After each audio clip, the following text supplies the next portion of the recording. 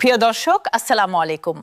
আজকের প্রতিবেদনে আমরা নিয়ে এসেছি দেশের প্রায় 14 লাখ সরকারি কর্মকর্তা কর্মচারী এবং লক্ষ লক্ষ পেনশনভোগীর জন্য সবচেয়ে বড় এবং সবচেয়ে জরুরি একটি খবর।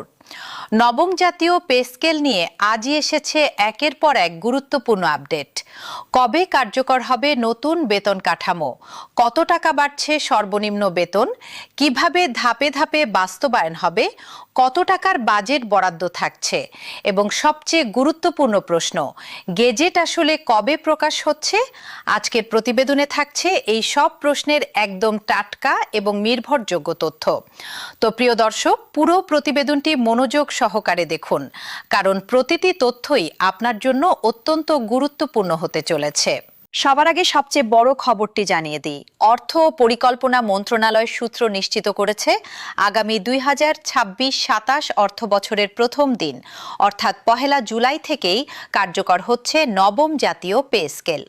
প্রধানমন্ত্রীর পক্ষ থেকে এ বিষয়ে নীতিগত সিদ্ধান্ত ইতিমধ্যেই দেওয়া হয়েছে। তবে এখানে একটি গুরুত্বপূর্ণ তথ্য মাথায় রাখতে হবে। নতুন বেতন কাঠামো একবারে পূর্ণাঙ্গভাবে চালু হচ্ছে না, বরং সরকার সিদ্ধান্ত নিয়েছে ধাপে ধাপে অর্থাৎ 3টি অর্থ বছরে ভাগ করে পুরো কাঠামোটি বাস্তবায়ন করার। এখন আসা যাক এই 3টি ধাপের বিস্তারিত হিসাবে। প্রথম ধাপে অর্থাৎ আগামী 1 জুলাই থেকে শুরু হওয়া অর্থ বছরে প্রস্তাবিত নতুন মূল বেতনের প্রায় 50% কার্যকর করা হবে। দ্বিতীয় অর্থ বছরে যুক্ত হবে বাকি অর্ধেক মূল বেতন। আর তৃতীয় ধাপে অর্থাৎ তৃতীয় অর্থ বছর থেকে বাড়ি ভাড়া, চিকিৎসা, যাতায়াত সহ সব ধরনের ভাতা এবং সুযোগ সুবিধা সম্পূর্ণভাবে কার্যকর হবে। মন্ত্রিপরিষদ সচিব নাসিমুল গনির নেতৃত্বাধীন উচ্চ পর্যায়ের পুনর্গঠিত কমিটির একটি গুরুত্বপূর্ণ বৈঠকে এই কৌশলগত সিদ্ধান্তটি চূড়ান্ত করা হয়েছে বলে সংশ্লিষ্ট সূত্র জানিয়েছে।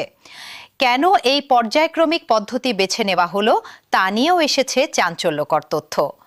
অর্থ মন্ত্রণালয় ও মন্ত্রিপরিষদ বিভাগ সূত্র বলছে, সম্পূর্ণ নতুন পে স্কেল একবারে বাস্তবায়ন করতে সরকারের প্রয়োজন হবে অতিরিক্ত প্রায় 1,06,000 কোটি টাকা। এত বিপুল অঙ্কের অর্থ একসঙ্গে জোগাড় করা এবং একই সঙ্গে বাজারে মূল্যস্ফীতির অতিরিক্ত চাপ এড়ানো, এই দুইয়ের ভারসাম্য রক্ষা করতেই সরকার 3 বছরের এই পরিকল্পনা নিয়েছে। বাজেট নিয়ে এখন সবচেয়ে বড় আপডেট। আসন্ন 2026-27 অর্থ বছরের জাতীয় বাজেটে নতুন পে স্কেলের জন্য প্রায় 30 থেকে 35,000 কোটি টাকার একটি বিশেষ থোক বরাদ্দ ইতিমধ্যেই প্রস্তুত রাখা হয়েছে। তবে এখানেই লুকিয়ে আছে একটি গুরুত্বপূর্ণ মোড়। নবম পে স্কেল সংক্রান্ত আইনি এবং প্রশাসনিক প্রক্রিয়া সম্পূর্ণ শেষ হতে আরও কিছুটা সময় লাগবে। তাই সরকার একটি কৌশল নিয়েছে। বাজেটে বরাদ্দ থাকছে এখনই, কিন্তু পূর্ণাঙ্গ গেজেট প্রকাশ হতে পারে আগস্ট অথবা সেপ্টেম্বর মাসে। খুশির খবর হলো, গেজেট যখনই প্রকাশ হোক না কেন, সরকারি কর্মচারীরা 1 জুলাই থেকে বকেয়া সহ নতুন বেতনের পুরো সুবিধা পাবেন। সর্বনিম্ন বেতন নিয়ে এখন সবচেয়ে বেশি আলোচিত তথ্যটি জানিয়ে দিই। জাতীয় বেতন কমিশনের চূড়ান্ত প্রতিবেদনে 20 নম্বর গ্রেডের সর্বনিম্ন মূল বেতন, যা বর্তমানে 8,250 টাকা, তা বাড়িয়ে 20,000 টাকা করার সুপারিশ করা হয়েছে। এদিকে কর্মচারী সংগঠনগুলোর দাবি সর্বনিম্ন বেতন 30,000 টাকা নির্ধারণের, আর সরকারি পর্যায়ের আলোচনায় ঘুরছে 25,000 থেকে 40,000 টাকার একটি সীমা। গড় হিসাবে সবগুলো গ্রেড মিলিয়ে বেতন বৃদ্ধির হার হতে পারে 105% পর্যন্ত। আর সবচেয়ে নিচের গ্রেডগুলোতে অর্থাৎ 11 থেকে 20 নম্বর গ্রেডে এই বৃদ্ধির হার গিয়ে দাঁড়াতে পারে 140% পর্যন্ত। অর্থাৎ সবচেয়ে বেশি সুবিধা পেতে যাচ্ছেন নিম্ন এবং মধ্যম স্তরের সরকারি কর্মচারীরা। গ্রেড কাঠামোতেও আসছে বড় পরিবর্তন। বর্তমানে চালু থাকা 20টি গ্রেড কমিয়ে 14 থেকে 16টি গ্রেডে নামিয়ে আনার প্রস্তাব চূড়ান্ত পর্যায়ে রয়েছে। এর মূল লক্ষ্য উচ্চ এবং নিম্ন পদমর্যাদার কর্মচারীদের মধ্যে বেতন বৈষম্য কমিয়ে আনা। সচিব কমিটি বর্তমানে এই গ্রেড পুনর্বিন্যাসের প্রস্তাবটি নিয়ে বিস্তারিত পর্যালোচনা চালাচ্ছে। ভাতা এবং অন্যান্য সুবিধা নিয়েও এসেছে গুরুত্বপূর্ণ তথ্য। প্রস্তাবিত কাঠামোতে বাড়ি ভাড়া, চিকিৎসা এবং যাতায়াত ভাতা যৌক্তিক হারে বৃদ্ধির সুপারিশ করা হয়েছে। বৈশাখী ভাতা, যা বর্তমানে মূল বেতনের 20%, তা বাড়িয়ে 50% উন্নীত করার প্রস্তাব রয়েছে। পেনশন খাতে সবচেয়ে বড় সুখবর অপেক্ষা করছে নিম্ন আয়ের পেনশনভোগীদের জন্য। 20,000 টাকার নিচে যাদের পেনশন, তাদের ক্ষেত্রে পেনশনের পরিমাণ প্রায় দ্বিগুণ করার সুপারিশ করা হয়েছে। এছাড়া সরকারি কর্মচারীদের জন্য নতুন স্বাস্থ্য বীমা চালু এবং কর্মচারী কল্যাণ বোর্ড পুনর্গঠনের প্রস্তাবও রয়েছে চূড়ান্ত সুপারিশে। আরেকটি বড় প্রশ্নের উত্তর এখন স্পষ্ট হচ্ছে, কারা কারা এই নতুন কাঠামোর আওতায় আসছেন। সাম্প্রতিক তথ্য অনুযায়ী শুধু সরাসরি সরকারি চাকরিজীবীরাই নন, বরং এমপিওভুক্ত শিক্ষক এবং কর্মচারীদেরও নতুন জাতীয় বেতন কাঠামোর আওতায় অন্তর্ভুক্ত করার বিষয়ে সরকার ইতিবাচক অবস্থানে রয়েছে। তবে অবসরপ্রাপ্ত কর্মচারীদের ক্ষেত্রে নতুন সুযোগ সুবিধা ঠিক কতটা প্রযোজ্য হবে সে বিষয়ে এখনো পুরোপুরি স্পষ্ট ঘোষণা আসেনি। ফলে এই অংশের কর্মচারীদের মধ্যে এখনো উদ্বেগ কাটেনি। এবার আসি আন্দোলন এবং দাবি দেওয়ার সাম্প্রতিক আপডেটে। চলতি বছরের এপ্রিল মাসের 5 থেকে 10 তারিখ পর্যন্ত বাংলাদেশ সরকারি কর্মকর্তা কর্মচারী কল্যাণ সমিতি দেশব্যাপী 6 দিনের কর্মসূচি পালন করেছে। তাদের মূল দাবি ছিল অবিলম্বে পে স্কেল ঘোষণা ও গেজেট প্রকাশ, অন্তর্বর্তীকালীন সময়ে 50% মহার্ঘ ভাতা প্রদান, টাইম স্কেল ও সিলেকশন গ্রেড পুনর্বহাল এবং পেনশন গ্র্যাচুইটির হার উন্নীত করা। এরপর এপ্রিল মাসের শেষ দিকে মানিকগঞ্জেও কল্যাণ সমিতির উদ্যোগে একটি বড় প্রতিনিধি সমাবেশ অনুষ্ঠিত হয়েছে, যেখানে বক্তারা দ্রুত গেজেট প্রকাশের জোরালো দাবি জানিয়েছেন। বাজেট ঘোষণার পরের সবচেয়ে সাম্প্রতিক আপডেট হল, জুন মাসের বাজেটে পে স্কেলের পূর্ণাঙ্গ প্রত্যাশা পূরণ না হওয়ায় সরকারি কর্মচারীদের মধ্যে হতাশা তৈরি হয়েছে এবং এখন গেজেট প্রকাশের দাবি আরও জোরালো হয়ে উঠেছে। কর্মচারী কল্যাণ সমিতির পক্ষ থেকে সাফ জানানো হয়েছে, শতভাগ মূল বেতন একবারে বাস্তবায়নের দাবিতে তারা অটল রয়েছেন এবং কোনো ধরনের বিভ্রান্তিতে তারা প্রভাবিত হবেন না। প্রিয় দর্শক, এবার জানাচ্ছি একদম টাটকা একটি আপডেট। জুন মাসের মাঝামাঝি সময়ে প্রকাশিত তথ্য অনুযায়ী সরকারি সূত্র নিশ্চিত করেছে, 1 জুলাই থেকে আংশিকভাবে কার্যকর হতে যাচ্ছে নতুন পে স্কেল, আর পূর্ণ বাস্তবায়ন হবে ধাপে ধাপে।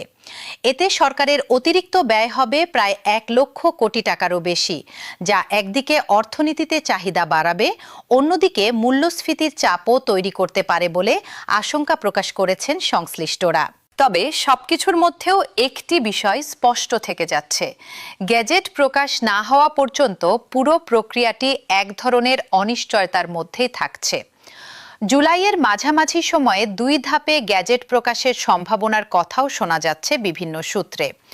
অর্থাৎ প্রথমে হয়তো একটি প্রাথমিক প্রজ্ঞাপন আসবে, এরপর পূর্ণাঙ্গ গ্যাজেট প্রকাশ হবে কিছুটা পরে। এখন আসা যাক সবচেয়ে গুরুত্বপূর্ণ প্রশ্নে, বাকি প্রক্রিয়া ঠিক কী দাঁড়িয়ে আছে। প্রথমত, পুনর্গঠিত কমিটির চূড়ান্ত সুপারিশ প্রধানমন্ত্রীর কার্যালয়ে পাঠানো হবে। প্রধানমন্ত্রীর অনুমোদনের পরপরই অর্থ মন্ত্রণালয় থেকে আনুষ্ঠানিক প্রজ্ঞাপন বা গ্যাজেট জারি করা হবে, আর এই গ্যাজেট জারির মাধ্যমেই আইনগতভাবে সারা দেশে কার্যকর হবে নবম জাতীয় পে স্কেল। সূত্র বলছে, এই প্রক্রিয়া সম্পন্ন হতে অগস্ট অথবা সেপ্টেম্বর মাস পর্যন্ত সময় লাগতে পারে। আরও একটি গুরুত্বপূর্ণ তথ্য, আসন্ন বাজেটে শিক্ষা, স্বাস্থ্য এবং অবকাঠামো খাতে বরাদ্দ বৃদ্ধি করা হচ্ছে। পাশাপাশি প্রতিরক্ষা এবং প্রশাসনিক খাতে ব্যয় সংযত রাখার পরিকল্পনা নেওয়া হয়েছে, যাতে নতুন পে স্কেলের জন্য প্রয়োজনীয় বিশাল অঙ্কের অর্থের সংস্থান করা সম্ভব হয়। এই পুরো পরিকল্পনার সঙ্গে যুক্ত রয়েছে 2026 থেকে 2031 সাল পর্যন্ত আয়করের নতুন রূপরেখাও, যেখানে করমুক্ত আয়ের সীমা 4 লাখ টাকা নির্ধারণ করে নতুন কর হারের গেজেট ইতিমধ্যে প্রকাশ করা হয়েছে। সবশেষে জানিয়ে রাখি সবচেয়ে গুরুত্বপূর্ণ সারসংক্ষেপ। 1 জুলাই থেকে আংশিকভাবে কার্যকর হচ্ছে নবম পে স্কেল। পূর্ণাঙ্গ গেজেট আসতে পারে আগস্ট অথবা সেপ্টেম্বর মাসে, তবে সুবিধা মিলবে জুলাই থেকেই বকেয়া সহ। 3 ধাপে সম্পূর্ণ বাস্তবায়ন হবে আগামী 3 অর্থ বছরে। সর্বনিম্ন মূল বেতন বাড়তে পারে 20,000 থেকে 40,000 টাকার মধ্যে কোনো একটি অঙ্কে। গ্রেড সংখ্যা কমে দাঁড়াতে পারে 14 থেকে 16-তে। বৈশাখী ভাতা বেড়ে হতে পারে 50%। নিম্ন আয়ের পেনশনভোগীদের পেনশন প্রায় দ্বিগুণ হতে পারে, আর সরকারের অতিরিক্ত ব্যয় হবে প্রায় 1,06,000 কোটি টাকা থেকে 1 লক্ষ কোটি টাকার বেশি। প্রিয় দর্শক, নবম জাতীয় পে স্কেলের প্রতিটি নতুন আপডেট আমরা সবার আগে আপনাদের কাছে পৌঁছে দেওয়ার চেষ্টা করব।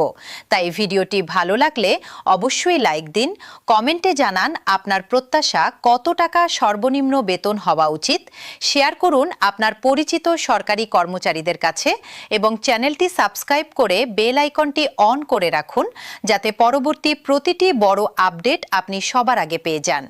ধন্যবাদ সবাইকে, ভালো থাকবেন।